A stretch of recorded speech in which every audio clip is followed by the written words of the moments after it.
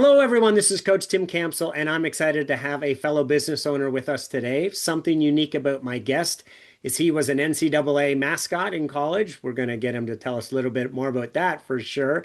In his downtime, he likes spending it with family as well as collecting cards. And he's most proud of his three children, along with his company that we'll get to hear about here in a few minutes. And it's my pleasure to welcome Angelo to the show today. Hey, Angelo. What's going on, Mr. Tim Campsall? Excited. Awesome. Well, hey, let's start with having you introduce yourself. Give us your full name and tell us a bit of your personal story, like where you were born and live and families, etc. Absolutely. Angelo Saia. I live in Crown Point, Indiana currently. I've kind of bounced around all of Northwest Indiana since high school. Graduated from Clark, so I'm a pioneer. Went to Ball State. That's where the NCAA mascot comes into play. I'm currently married to my beautiful wife, Lauren, of 8 years. I have three children. My youngest is about to turn 4 in September. He is Cohen, my beautiful daughter Grace, who just turned 5, and my oldest, my all-star Jackson, he just turned 11. So their birthdays are pretty close, just Ah, years apart. But yeah, residing here in Crown Point the last 8 years, I love it. We have our business in Hobart, Indiana, which is about 25 minutes from here, not too far away. So. I know you're down in Indy, but if you're familiar with this area, nothing's too far away, right? In the Northwest Indiana scheme of things. But yeah, I grew up in the south suburbs of Chicago, in Stager, Illinois, in that area. Moved to Hammond when I got to high school, and then I truly, really haven't left Indiana. I think I've pretty much lived in almost every town in Northwest Indiana at some point or another. So I'm pretty familiar from Hammond all the way, to Lowell and up to Michigan City. I kind of have that encompass. Fantastic. Uh, yeah. So, Angelo, I gotta know about the mascot. What'd you dress up as? So if you're not familiar, Ball State's mascot is Charlie Cardinal, it's a big red bird. And my sophomore year, they had tryouts, and I tried out. It's a blind audition. I think it's a super cool story because I had no idea how any of that. I don't think a lot of people know how that happens. But yeah, it's a blind audition. They have multiple suits, so some fun information about mascots. At least the ones that aren't live, right? If you look at Notre Dame, right, it's a leprechaun who's an action guy. USC, same thing. But for the ones that have masks, they actually have multiple mascots. Ah, So different people are in that suit because I guess if you don't know, like, you can't be at every event when they have yeah, multiple things going on, right? sure. So I was one of the people that earned that right to do that. So for almost 2 years, I was an NCAA mascot. It's wild. It's fun. I didn't get to do too many of the really big stuff because the seniors, like the guys that have um, more seniority than me, they get to do that. Yeah. And so I did a lot of games. I did a lot of women's games. Oh, there's my daughter. Hi, sweetheart. Hey, daddy's on a call, baby. I love you so much. There's one of the kids. But so yeah, I got it's just fun, man. It's the weirdest experience being a mascot because I think one of the reasons I got it is so when you have like these masks on, it's realizing where your eyes are in perspective to the mascot's eyes. So in Hmm. Charlie Cardinals, it's through the mouth. And I think that was part of my thing. So when I would tell people like to be quiet, I knew where my eyes are in the mouth and things like that, when you're interacting. But yeah, I got to do a bunch of parades, a bunch of tailgating, which is a really good time, even as a mascot. It's just everyone's having fun. Everybody wants to take pictures. Yeah. It's really funny because one of the things they tell you is, hey, you're gonna smile, even though they can't see your face, and you catch yourself smiling at every freaking picture. I know, yeah. So yeah, while I Love was it. at Ball State, I got to be one of the 92 collegiate mascots for a Wow. brief moment in time. I was a college mascot. Yeah, so Awesome. it was Very, super very cool. cool. So, Angelo, tell us, how did the business come about, and at what point did you have the confidence you could run your own business? Yeah, so quick background with Romans Roofing. Romans Roofing, this is its sixth season. It's been around. This is its fifth year. So again, seasons years are kind of different. It was initially opened up by a gentleman of the name of Jeffrey Semko. He's an attorney in Northwest Indiana. He thought, hey, I'm going to open up a roofing business. I actually at the time was an outside rep for ABC Supply, so where we would get our materials from. Jeff was my customer. Okay. We built a really great rapport. We just got along really well, and that's the short end of that. About a year into him being with the doing the company, he's a smart guy, and not many business owners I think are humble enough. And I say this, and I've said it before, but to Jeff's credit, he was like, "I'm a lawyer. I don't know enough about this to have the humility to say I can't do this." Yeah. So he had actually asked me if I would be interested in running the company. At the time, I was at another business. I had a sales team, and I'm doing my thing. Yeah. Um, some unfortunate events happened there, and so we part ways. And I was like, hey, if that's on the table still, and he's like, absolutely. So yeah, I jump into this, and I call myself in this regard it's kind of a new coin. It's called being an entrepreneur, Mm. right? So I was like, okay, I could probably do this. Well, not knowing exactly how it would go, Jeff is like, no, man, I'm serious. Like, I actually meant when I said, like, I don't know what I'm doing with this. So I'm going to give you the keys to the ship. And Wow. so he was like, whether we sink or fail, I'm going to sink or fail with you. Wow. And I was like, well, thank you very much for that. I appreciate that. Yeah. So we go in and I give it my all, and we had to let some people go. There were some things going on that it didn't look like from looking at the books, right? Sure. That made some sense. Yeah. So it was basically just me. Uh, I'm doing it myself for about a year and a half. We did about 700,000 in sales under me. And for people that don't know really what that means is, I was the sales rep, I'm the GM, I'm the project manager, I'm ordering Yeah. material, I'm scheduling it all. So, Yeah. I'm doing a lot. And so as I'm going through all that, I kept telling Jeff, the thing we're missing really is we just need a sales team, but we don't have the revenue. We're a little upside down right now. How do I get to that point? And when you don't really have much to offer, we're barely, we're paying the bills. We're keeping afloat. We're like, I'm making money. Like the company really isn't. Jeff isn't. I'm like, we got to find people. Yeah. Well, the company I was at, I had a really good friend of mine that was there. So yeah, I reached out to my good friend who I'd been working with. He's actually who got me in this industry in the beginning. And so as we go about all of that, I'm like, hey man, I'm at this company, which he knows, but I was like, can you, if you guys, he tells me, I'm sorry, I guess I should back to a little bit. He's like, hey, we're thinking about leaving. And I'm like, well, if you guys are really going to leave the company that I'm not a part of anymore, and you have guys, let's talk. Let's like actually sit down and let's figure it out. Well, we sit down.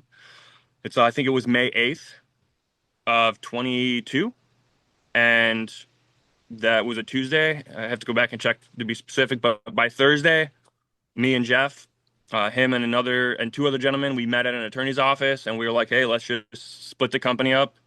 We have the shell, we have all the licenses. I have a lot of experience, and so do these guys in different areas. Yeah. So we sat down in an attorney's office, hashed it out, and hit the ground running. Wow. And from May to the end of that year, myself, Elijah, the other owners are Mike, Sean. We end up later on bringing another guy in, and we just kind of crushed that year. I mean, by the seat of our pants, we are literally all personally purchasing vehicles for our sales team. We didn't make any money the Mm. first 3, 4 months, so we Yeah. could just make sure the guys that came had money, right? You have to be able to provide them something.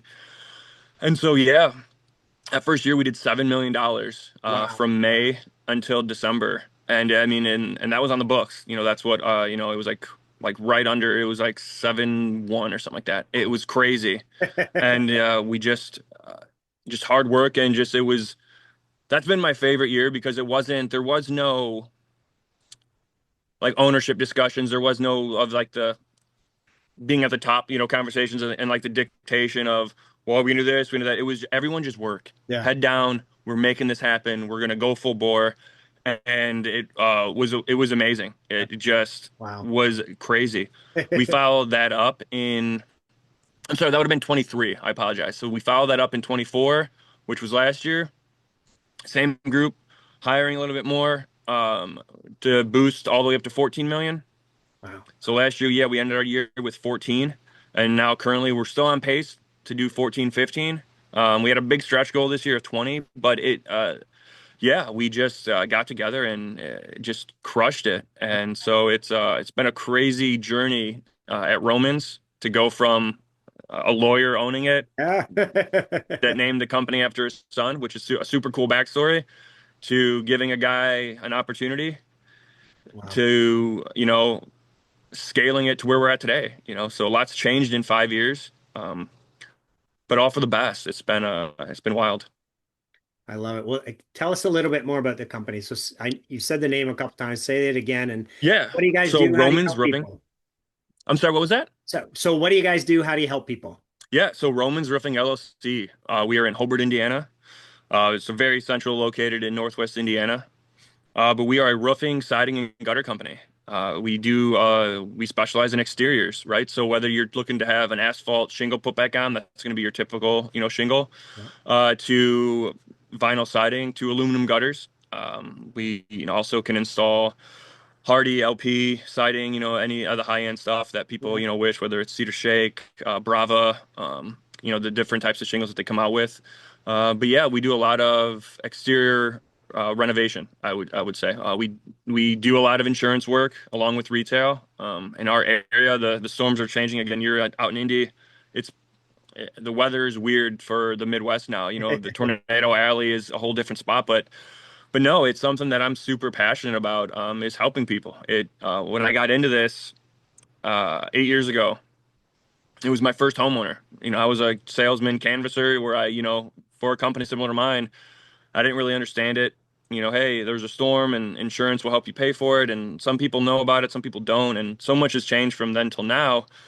But there was a homeowner, I'm talking to her, and she kind of didn't believe it. And she's an older woman.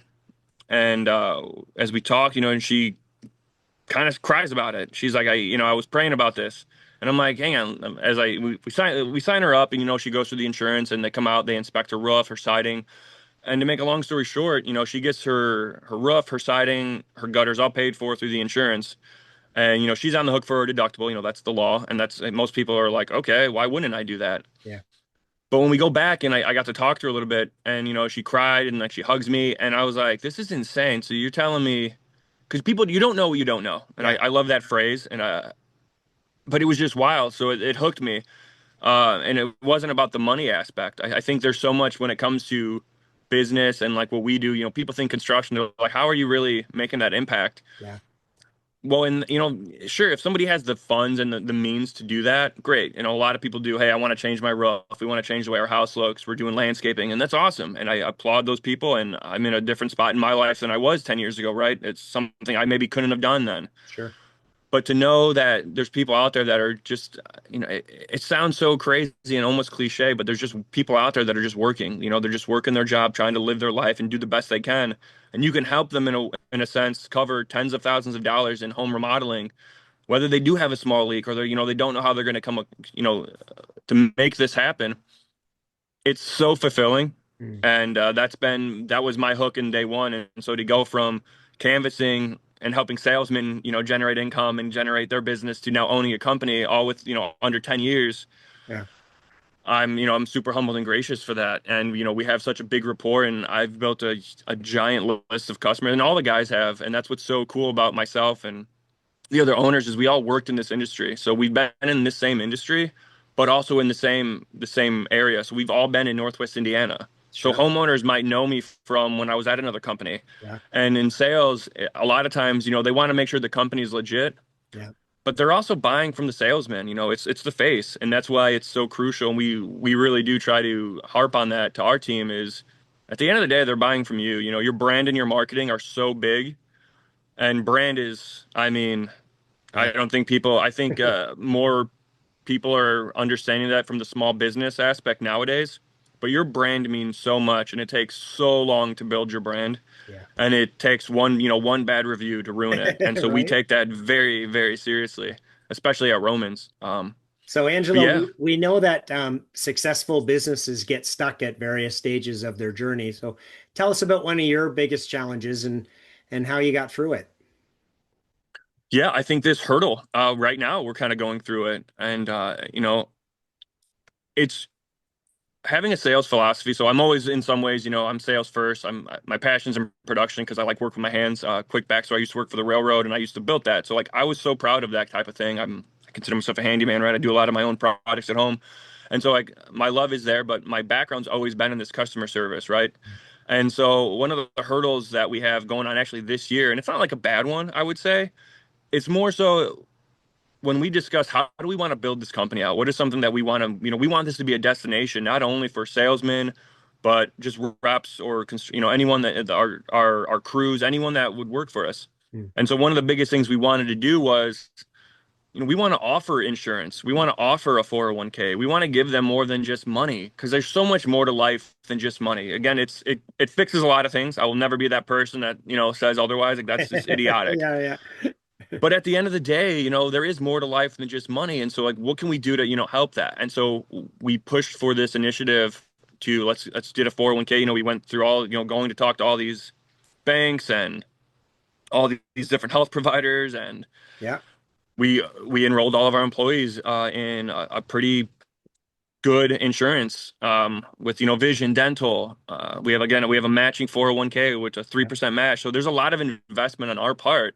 Yeah. And you realize, now that I'm the owner, when other companies don't have things like that, and it's like, oh wow, there's a lot more money management. Yeah. It's Yeah. I try to keep things as black and white as I can, money in versus money out. And while things are fine, we still have money in our account, we can pay our bills and all that. There's a big hit. Like you're like, oh, I'm used to having Sure. this much in the account. Yeah. Well, now there's only this much, and it's a lot to think about. So as we go through the year, there was a lot of things. Well, maybe we should lose different marketing things, like things that aren't, I guess, would say maybe a little bit frivolous. We're like, yeah, maybe we don't need that because of Sure. something's more important, right? How do we provide a better experience for the people that we employ? And so that's been a big adjustment. Also, the time, I think that's a big one. I don't think people really talk about how much time is involved. Yeah. Um, I think people that are in sales will get that because your phone doesn't stop when you're in sales. Like it's just kind of a constant. I think when you're good at it, you expect that you get it. But then when you become the owner, somebody's calling you at 6 in the morning from production. Even if I have a production manager, someone will Yeah. still call me. Just like, hey, I'm asking you because I know you know. And the same thing Yeah. after hours.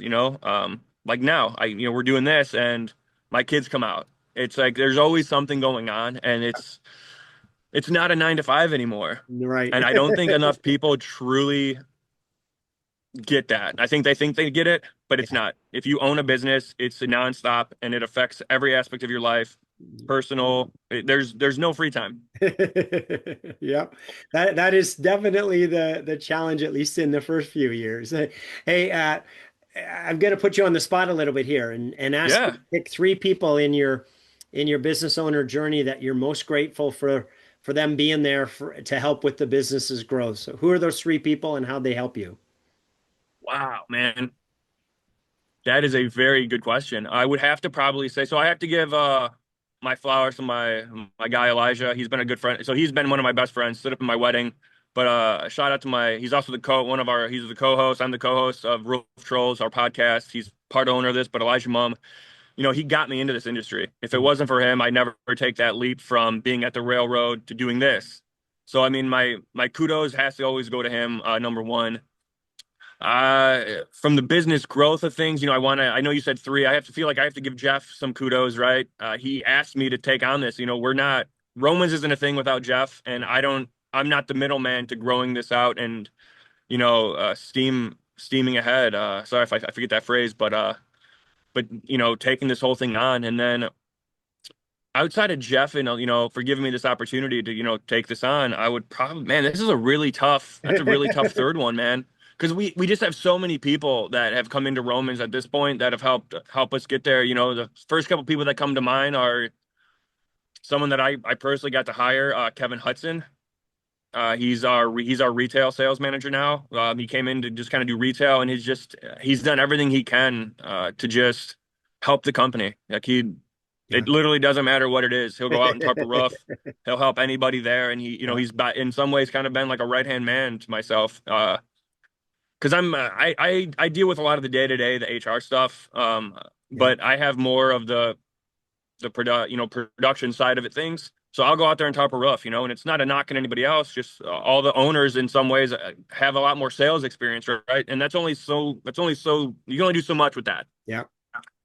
And so while I'm doing, I can go out and do things. And if I have to, hey man, I need you to handle this in the office, or can you go and tarp this? Because I just can't get to it. Kevin's just so super gracious to do that. And and I don't want to leave anyone out, but we have such a good team. Rob, Gian, Diane, my other partners. I mean, I really mean that. Like we have like this group of individuals that work at Romans that truly are they're very selfless. Our accountant even like I know people don't say that, but he looks at it like it's his own business. Corey, he literally is like, I'm not telling you guys to not spend money to be a jerk. It's like, hey, this is what it is. This is Yeah. what the numbers look like, and it's Yeah. when you have people that are so invested in something that they're not even an owner of, right? Like they don't receive some of the perks that I get, but Sure. they genuinely care. They know the vision and they see that what we're trying to accomplish and that it's not fluff, right? And I give them so many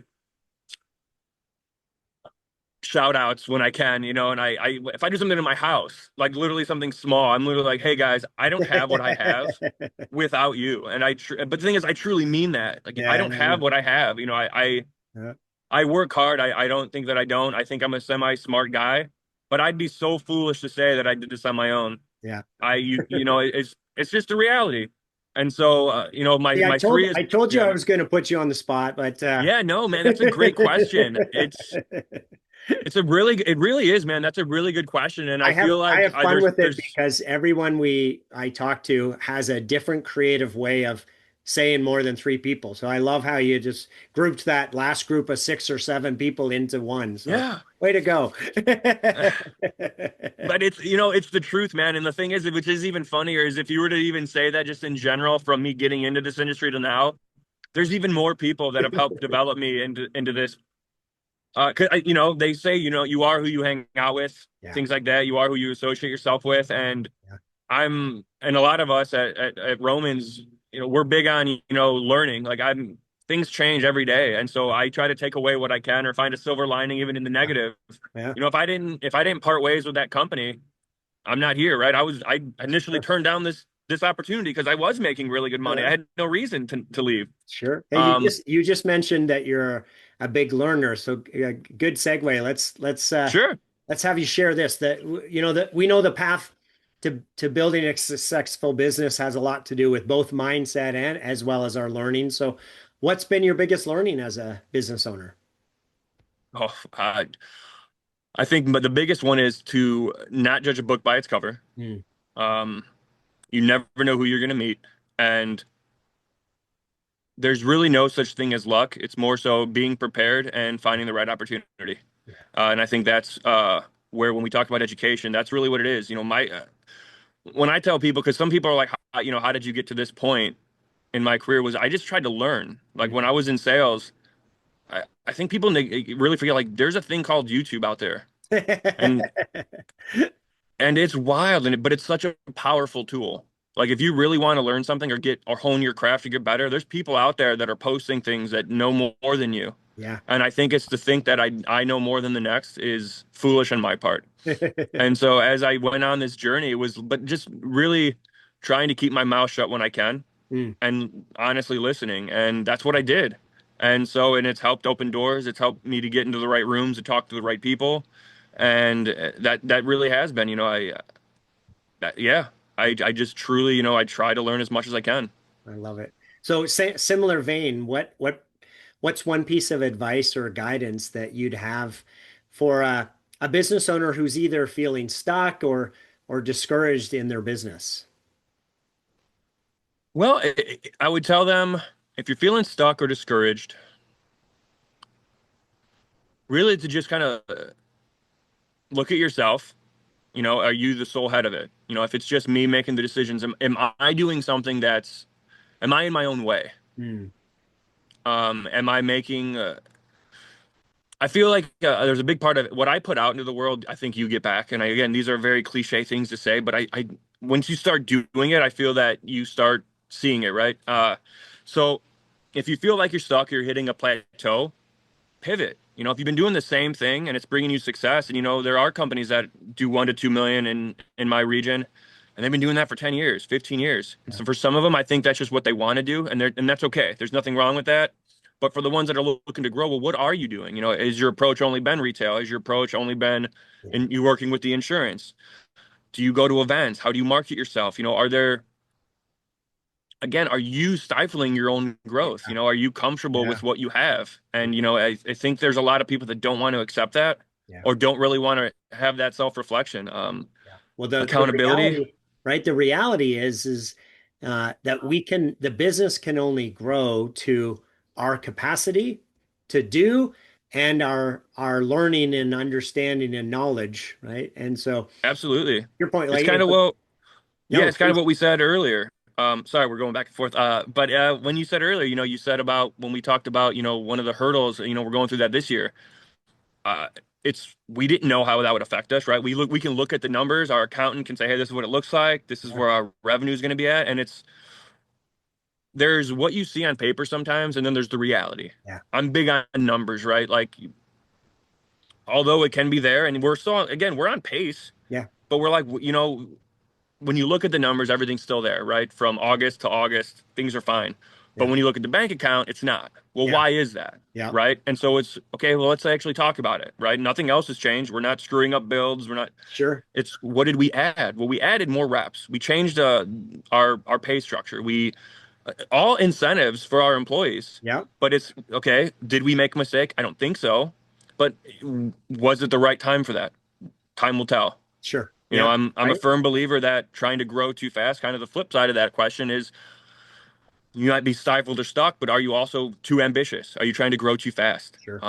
There's the Gary V's out there and all these gurus and coaches, and they do give you a lot of information.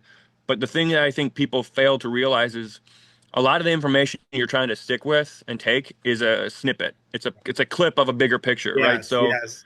They they never might tell tell the you, story behind the story, right? We never get correct. to hear the real, right? And that's what part of the reason why we launched this podcast is we don't ever hear that, oh, it took, 5 years or 4 years, or we had to, right, go through this pain or this learning curve or this struggle or, right? And all we hear is the fantastic, results at the end.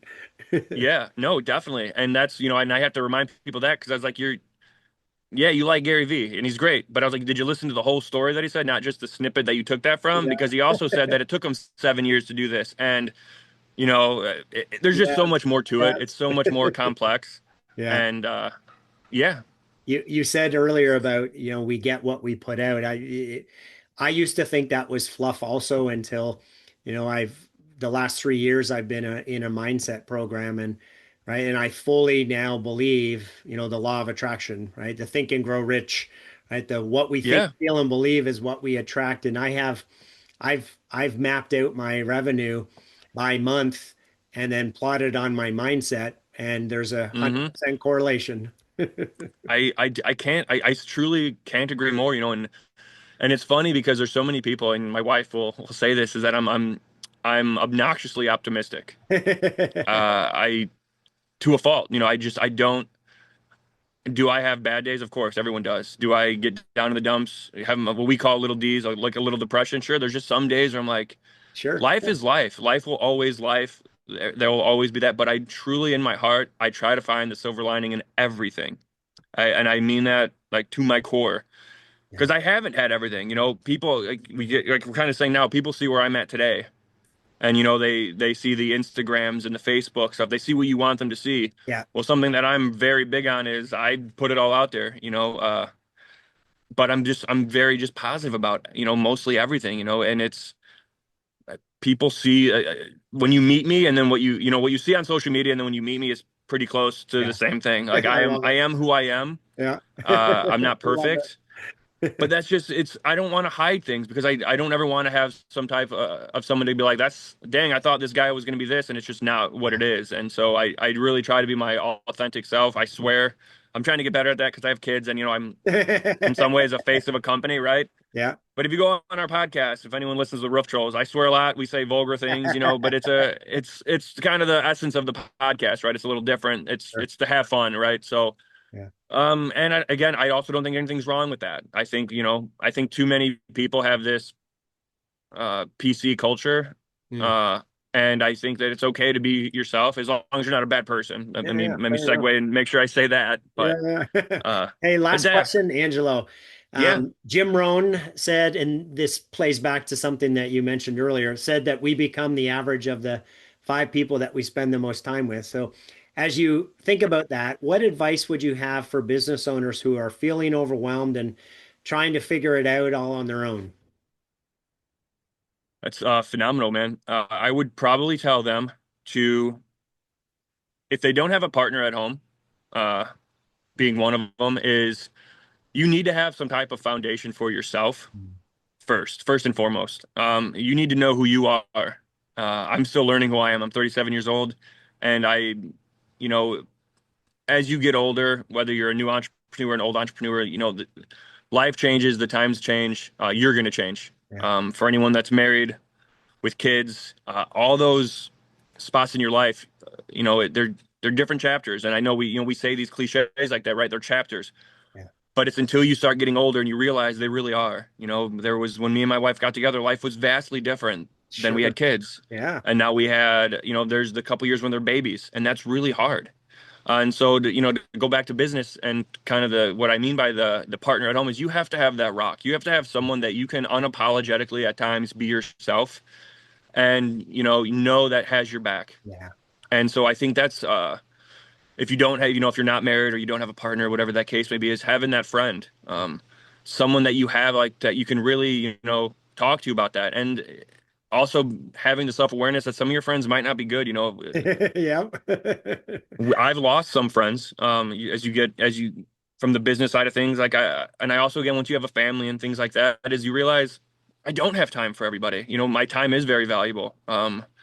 And again, your time on this, not to get all philosophical, but your time on this planet is very short. yeah, And so I think when you get older and you start to realize that, and you're like, hey, I'm trying to run this business and I'm spending all this time there, and I don't want to get burnt out, what am I doing to spend my time away from the business, and how am I impacting not only myself but others? And so I think when you start to choose those people, it if you're serious about it, could really impact you. And so, I've lost some friends, and not in a negative way, just, we grow apart. But I've yeah, also gained some. I've gained some people that I've been super impactful that I never thought I would meet, and I have people that are in my phone now that I would maybe say are acquaintances, but are doing substantially more than I am and have substantially more than me. And I could call them at a whim and be like, hey man, I got a question for you. And I've done it. And they've answered and they've given me advice. And I'm like, you run a $65 million company and you have a Lamborghini and a yacht, like literally, and you're picking up my phone. I'm a guy that lives in Northwest Indiana in a very modest home, to say the least. And but we go back to that. You are who you attract. You are what you put out there. And yeah, I think you just need to really choose who you're discussing things with. Make sure you're taking advice from people that actually want to see you, develop. And unfortunately, there's people that you think are in your knit circle, and right. I'm sure you've heard this for sure, Tim, that it's everybody roots for you until you're kind of doing better than them. Yeah, And you'll know who your real friends are the ones that are still rooting for you when you start right. to do better. Yep. Then I don't mean than them, but just for yourself, right? It's easy to everyone to kind of go up together, Yeah, but there's going to be a plateau. People get careers and families, and some people don't know how to handle that for others. yeah. And so it's really hard to say pick your five. I think that analogy though is phenomenal because I think it's so true. But yeah, just really make sure you're with the right people. If you're getting in a stagnant or stuck place, get online. I mean, someone like you, find people that can help coach you. Like that's a real thing. I Mhm. don't think enough. It's funny that I'm on your podcast, but this is something I would talk about regardless of being on your podcast, right? It's finding someone that can help motivate you. Find a mentor. Like Yeah. it's just it's the truth, like coaching is real. Like you can, like it really does help. We discussed that with one of the gentlemen that is kind of affiliated with us who comes out and trains our guys. We provide that. His shout out to Deshaun Bryant, Mr. Roof Hustler himself. This is coaching is real, and that's something that I truly believe in. And so again, when we got connected, I was like, absolutely, like this is because I believe in that. So it's yeah, don't get in your own way, man. Find people to help you. Love it. Love Find Coach Tim. it. Angelo, it sounds like you've been blessed with some incredible people in your journey. If they were all here with us today, what would you want to say to them? Thank you. Uh, I appreciate the opportunity, and I hope I'm not letting you down. Mm. Truly. That's a really man, that's a really heartfelt question. That's yeah, I truly mean that. Just thank you. Thank you for the people that gave me an opportunity. Thank you for the people that taught me something. And for the ones that are relying on me, I hope I'm not letting you down. So, Awesome. yeah. Angelo, it's been a pleasure speaking with you today. Thanks so much for being on the show. Hey, Tim, thank you so much. And yeah, it was a pleasure. Thanks for listening to the Self-Made is a Myth show. Please help spread this movement by liking and subscribing to our show and following us on Facebook and LinkedIn. To join our movement, go to bemadtogether.com. Okay, folks, that's a wrap. Please pay it forward and be sure to tune in next time to the Self-Made is a Myth podcast.